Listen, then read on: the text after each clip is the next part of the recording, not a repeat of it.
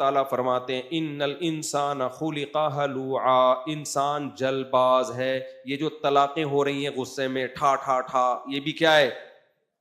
کل ایک بندہ آیا یار، نوجوان لڑکا، سالہ 22 سال کا، بھی تمہاری کمبخت شادی کو سال بھی نہیں گزرا اور تم دھڑ دھڑ دھڑ طلاقیں دے کے رو رہا تھا یہاں بیٹھ کے، رو رہا ہے بیٹھ کے. یہ دے دی ہیں، کتنی ہو گئی؟ بھائی 3 دے دی ہیں تو 3 ہی ہوں گی، اور کتنی ہوں گی؟ تو غصے میں پاگل ہوئے میں بالکل، جو بات آتی ہے دھڑ دھڑ دھڑ کر کے نکال دیتے ہیں. تو چلو اگر ہو بھی جائے نا غصہ جاری، ہر انسان ہے، ہو جاتا ہے، لیکن پھر یہ تو مانو نا کہ بھائی یہ غلط عادت ہے میرے اندر.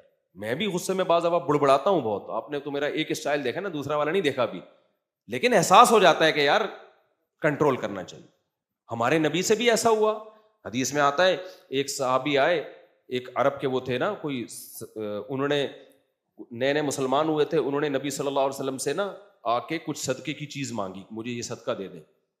آپ صلی اللہ علیہ وسلم نے فرمایا اللہ کی قسم تجھے نہیں دوں گا، میں اللہ کی قسم تمہیں نہیں دوں گا.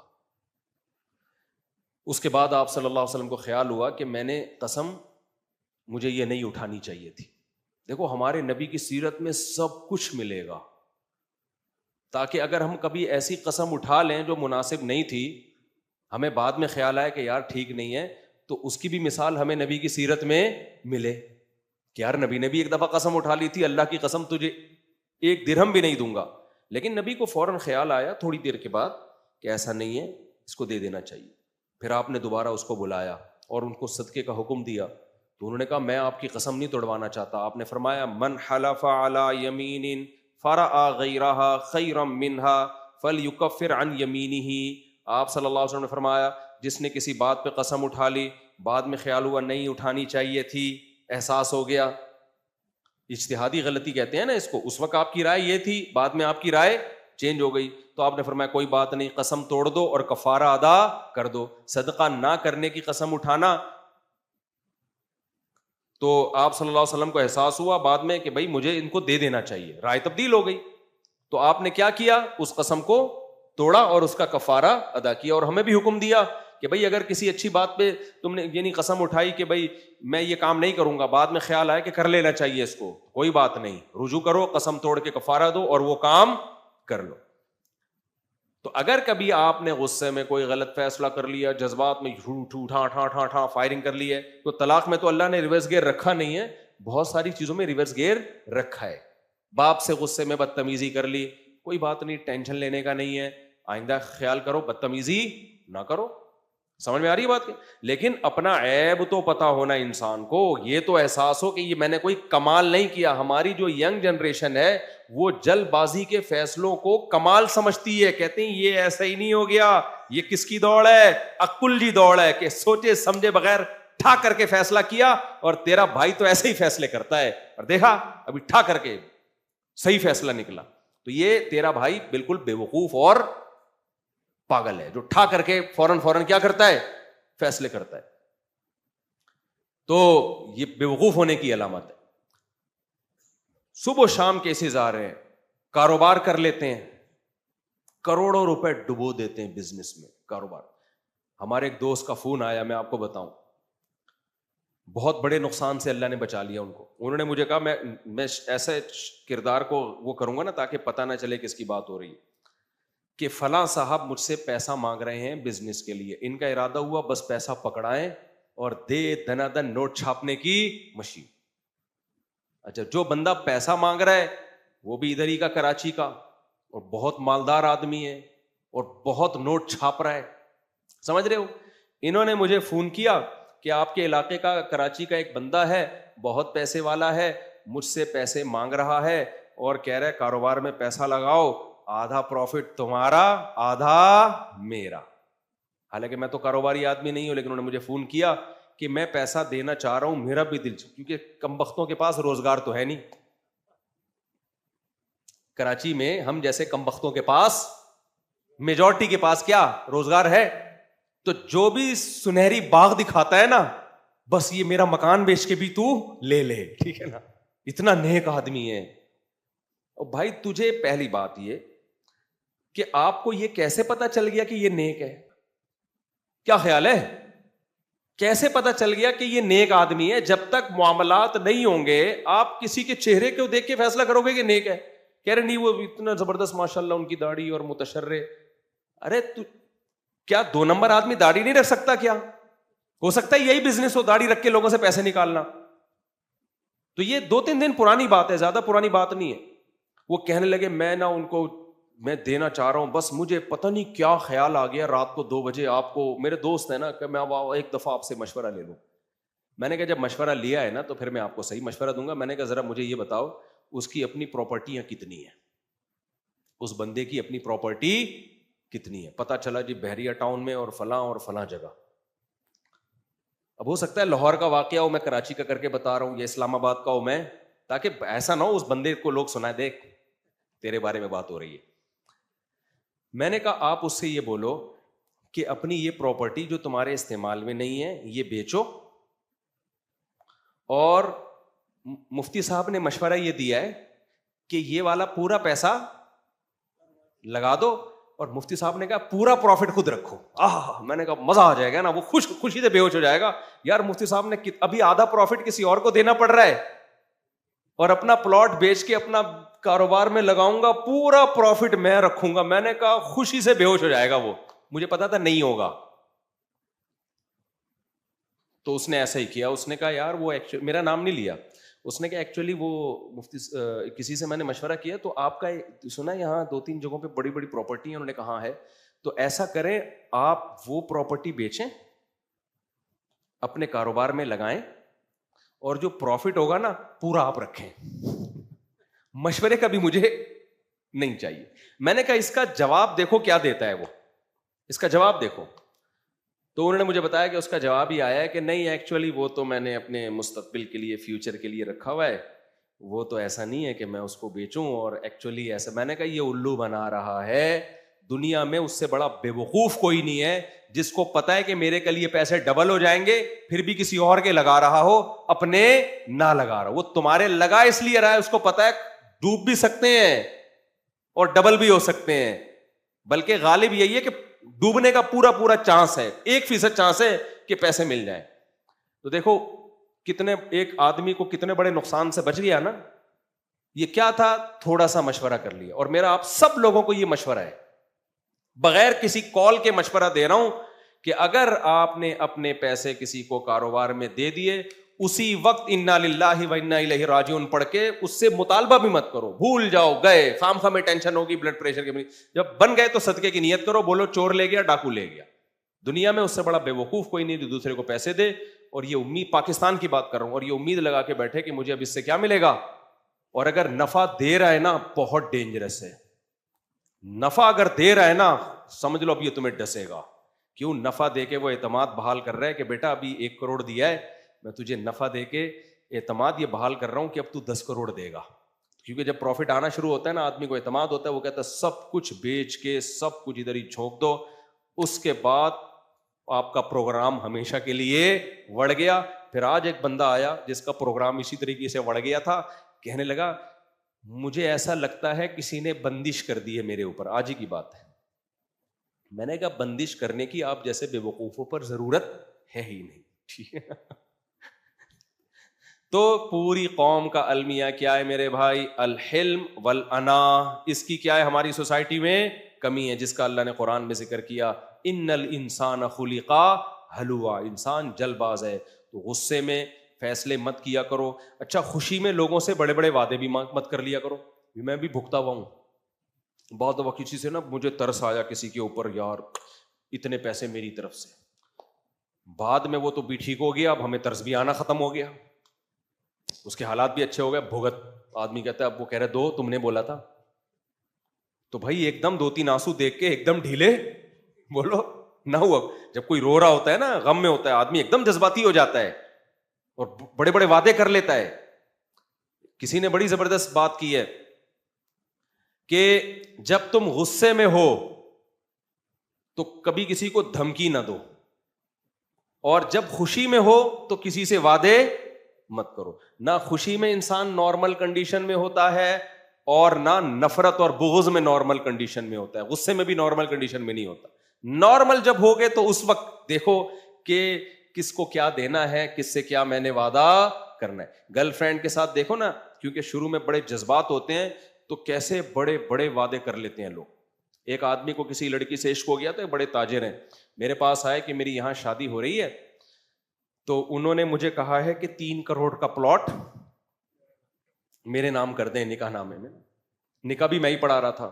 میں نے اس بندے کو سمجھایا, میں نے کہا کیا ہیرے جواہرات جڑے ہوئے ہیں اس تیری اس محبوبہ میں, 3 کروڑ کا پلاٹ تو اس کو دے رہا ہے, تمہارے کوئی رشتہ دار بھی نہیں ہے. یہ کہہ رہے نہیں میری فیس بک پہ دوستی ہوئی ہے, لڑکی بالکل ٹھیک لگ رہی ہے مجھے.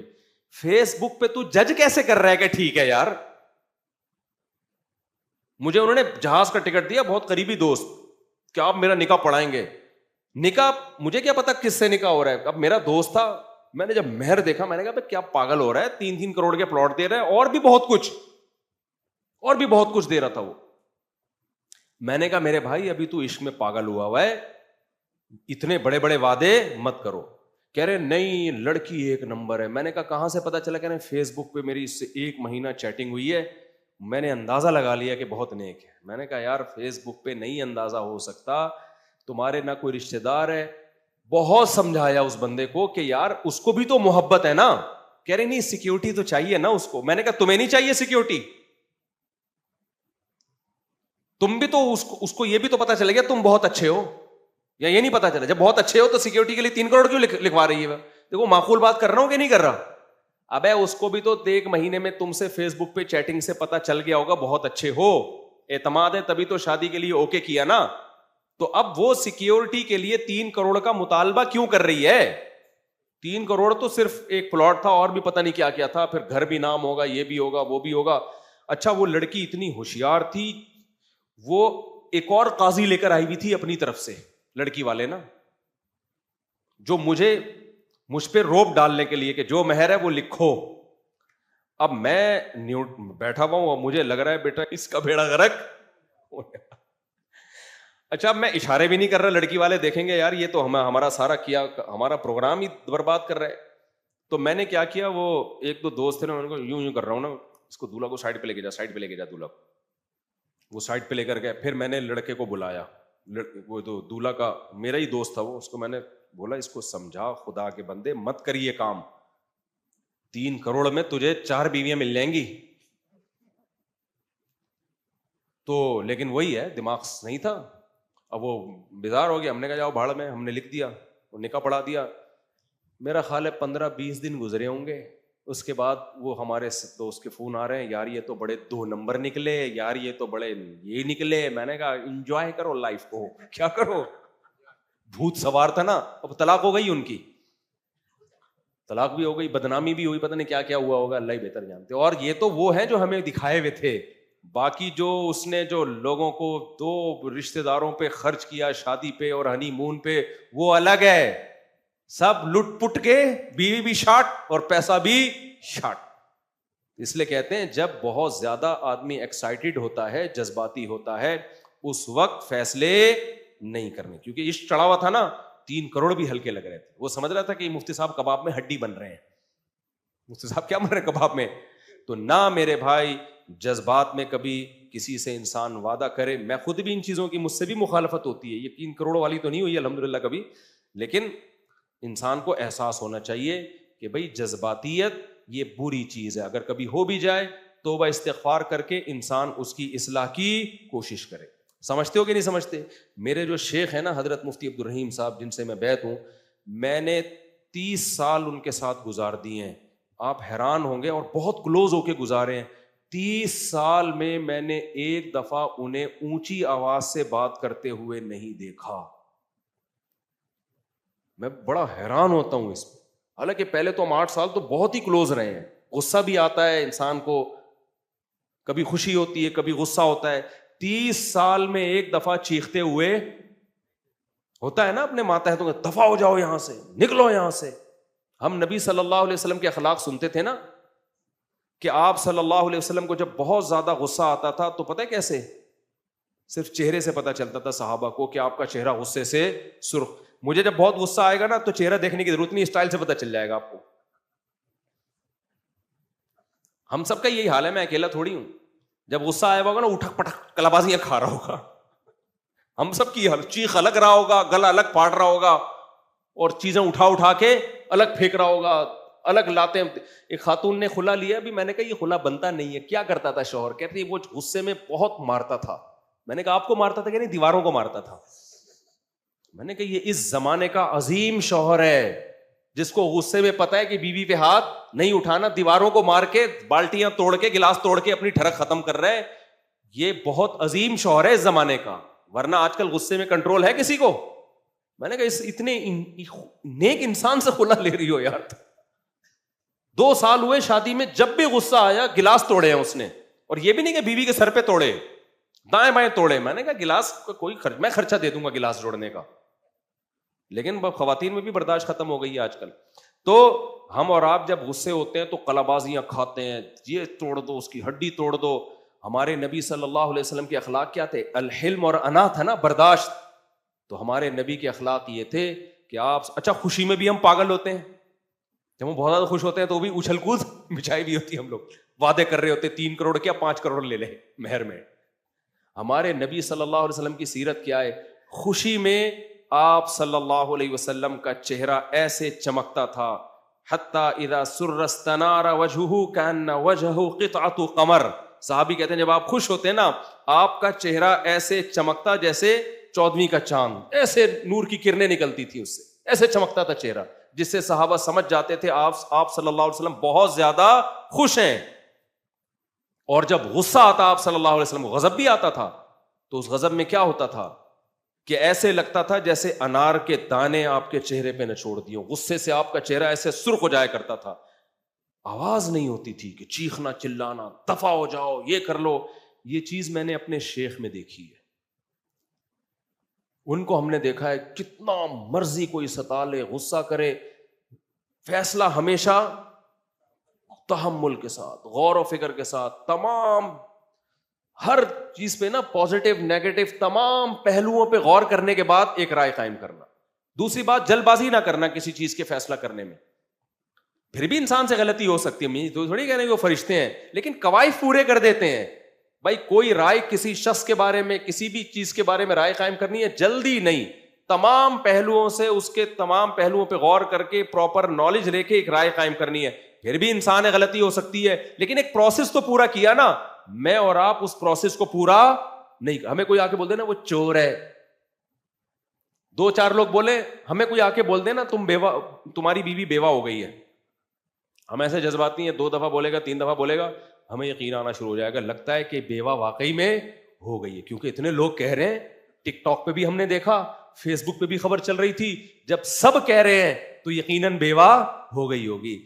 یہ میچورٹی نہیں ہے کہ ہم تھوڑا سا غور کر لیں, ابے جب میں زندہ ہوں تو بیوہ کہاں سے ہو گئی ہوں. تو اللہ میاں نے یہ جو فرمایا ہے, ان الانسان خلق ہلوعا, انسان جلد باز ہے, تو یہ تعریف میں نہیں کہا, بلکہ انسان کا ایک ٹیکنیکل فالٹ ہے جو اللہ نے بیان کیا ہے. تو اس سے خلاصہ بس بیان کا یہی نکلا کہ ہماری قوم بھی جلد باز, مسلم حکومتیں بھی جلد باز ہیں, حکومتیں بھی جلد باز ہیں ہماری, وہ بھی بہت سے ٹھک ٹھک ٹھک ایسے فیصلے کرتی ہیں, بعد میں جب عوام کی طرف سے چپیٹے پڑتے ہیں نا ان کو, تو ان کو پیٹرول دھڑام سے اتنا سستا, اب پتہ نہیں 15 روپے کی رپورٹ آ رہی ہے, خوش نہ ہو, ایسا نہ ہو یہ گلے پڑ جائے 15 روپے, پتہ نہیں افورڈیبل بھی, وہ تو اتنا کبھی ہوا نہیں ہے. 15 روپے 5 روپے, رپورٹ 15 کی تھی, چلو 5 کر دیا, شکر ادا کرو, اچھی بات ہے.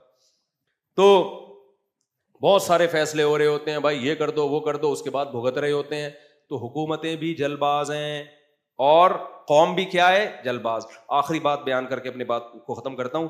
دیکھو دنیا میں کامیابی کے جو بھی اصول اختیار کرے گا, چاہے وہ کافر ہو یا مسلمان ہو, دنیا دار الاسباب ہے.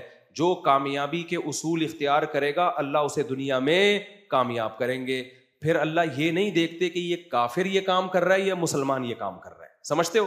مثال کے طور پر ایک کافر ہے, وہ ایکسرسائز کرتا ہے, کھانے پینے میں اس کی ایک تمیز سے زندگی گزارتا ہے, اس کی صحت اچھی ہو جائے گی. اور ایک مسلمان تہجد گزار, نمازی, پرہیزگار, صبح و شام میرے بیان سن کے پراٹھے پھوڑ رہا ہے اور حلوے مانڈے کھا رہا ہے اور پڑا رہتا ہے, بس نماز کے لیے اٹھ کے آئے گا, خشوع و خضوع سے نماز پڑھ کے دوبارہ وہیں مسجد میں لیٹ جائے گا, تھوڑے دن میں دھماکے سے پھٹ جائے گا. یہ کیا خیال ہے؟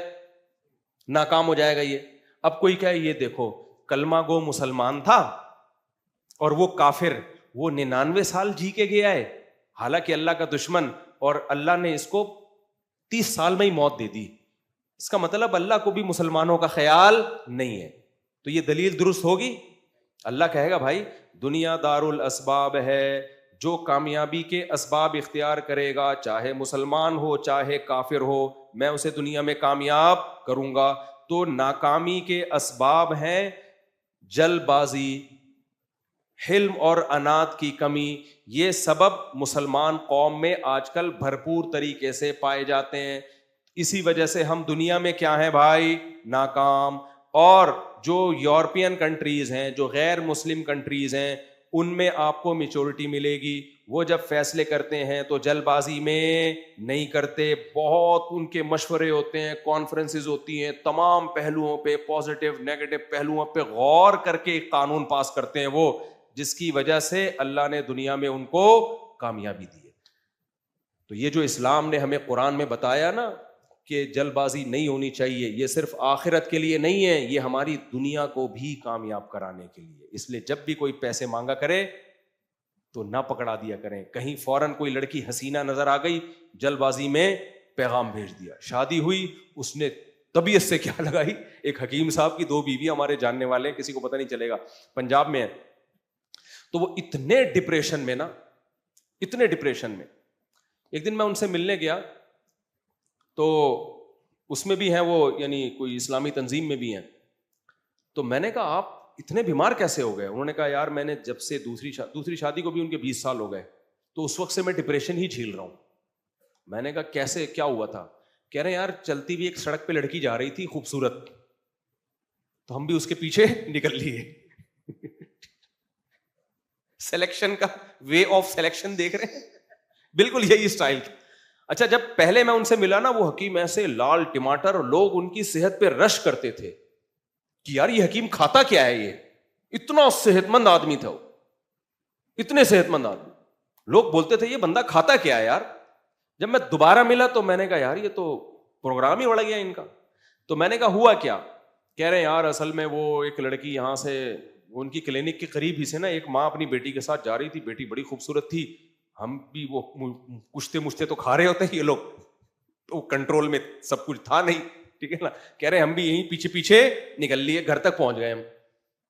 کہہ رہے اتنا میں نے اصرار کیا اور اتنا پیچھے پڑا کہ بھائی اس لڑکی سے شادی ہو گئی. کہہ رہے وہ اتنی بد اخلاق، اتنی بدتمیز کہ اس نے میرا سر گنجا کر دیا. جب بات کرے گی ایسا لگتا ہے اٹھا کے کیا مار رہی ہے، پتھر مار رہی ہے.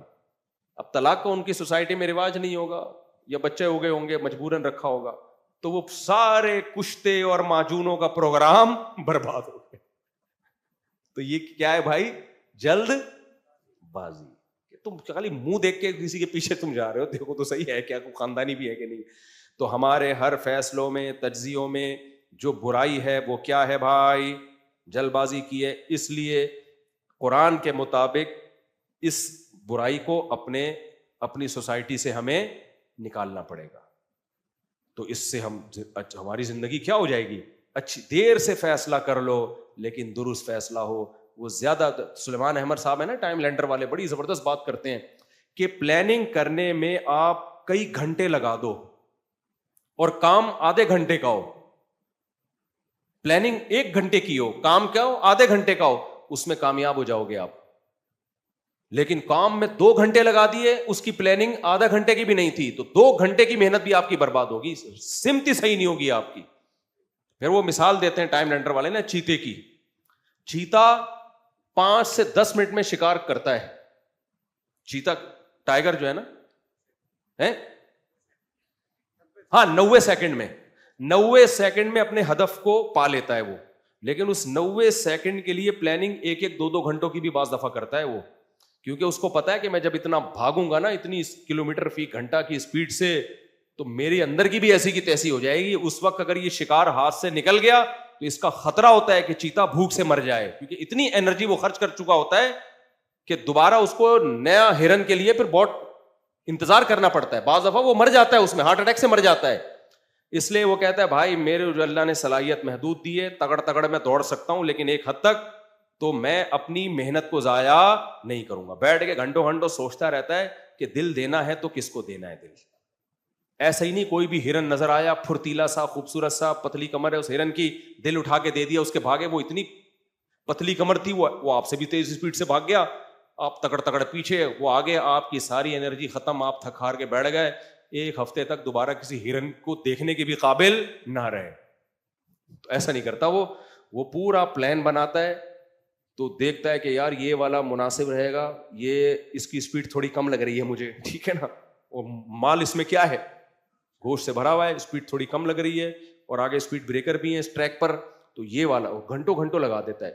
تو یہ نبی صلی اللہ علیہ وسلم کا حکم ہے, بھائی کام کرنے میں آپ ٹائم لگا لو, وہ ضائع نہیں ہو. ہم کو پتہ ہے کیا سمجھتے ہیں, ابے اتنی دیر میں تو اتنا کام کر لیتا, سوچنے میں ہی لگا دے گا سارا دن.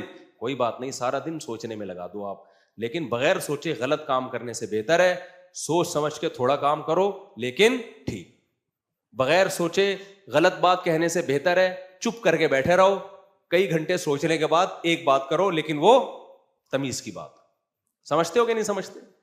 بغیر سوچے دھڑ دھڑ دھڑ 3 4 طلاقیں نکالنے سے بہتر ہے کہ اس وقت زبان کو کیا کر لو, دانتوں سے دبا لو, اور جب ٹھنڈے ہو جاؤ پھر اس کے بعد جا کے غور کرو بھائی کیا کرنا ہے, محبت سے رہنا ہے یا علیحدگی اختیار کرنی ہے, پھر مشورے کرو, سب کو بٹھاؤ, تو وہ فیصلہ صحیح فیصلہ ہوگا. اور جو دھڑ دھڑ دھڑ طلاقوں والے فیصلے ہوتے ہیں ان میں وہی ہوتا ہے, کل ایک نوجوان آ گیا وہ رو رہا تھا, اس دن ایک لڑکا آ گیا وہ رو رہا تھا, تو رونے دھونے کے اب ہمارے پاس تو ہم تو اللہ کا حکم تو نہیں چینج کر سکتے نا, تو تیرے کو رو کے دیکھ کے میں گلے لگوں اور بولوں جا تیری بیوی تیرے لیے کیا کر دی ہم نے, کیونکہ پادری تھوڑی ہے, پادریوں کے پاس یہ رائٹ ہے. عیسائیت میں یہی تھا, پادری خود بھی چینجنگ کرتے رہتے تھے کہ چلو تم یوں کرو ایسا کر لو, ہم تو نہیں کر سکتے, ہم تو اللہ رسول کا حکم بیان کریں گے. اللہ تعالیٰ سمجھنے کی عمل کرنے کی توفیق عطا فرمائے. دیکھو جب غصہ آئے نا جلدی فیصلہ کرو, تو اپنے اوپر کوئی صدقہ لازم کر لو کہ جب بھی میں نے جلد بازی میں کچھ کیا تو میں جرمانے کے طور پہ کیا کروں گا, صدقہ. اس سے سزا ملے گی, آہستہ آہستہ ہمارے اندر حلم اور انا پیدا ہونا شروع ہو جائے گا. اللہ تعالیٰ سمجھ